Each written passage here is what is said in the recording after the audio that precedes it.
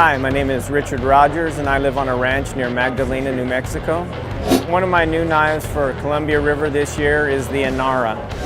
This was designed as a nice, thin, lightweight gentleman's type of knife. The top of the knife is a one long curve and the bottom is it's essentially flat. So you just have two long lines in the open position. Just very clean. You can put pressure on the thumb stud and flip it open. The action's really quick and snappy. It also has grooves in the blade that are designed to be grasped so you can open it slowly if you so desire. This is the Keynote from Gerber. No knife can do it all, but this one comes close.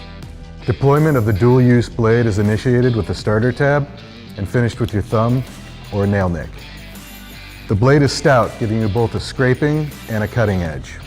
And you get all that in a compact format you can wear on a belt, in a pocket, or on a keychain. It's available in two colors. Out on the town or around the house, the Keynote can multitask like no other.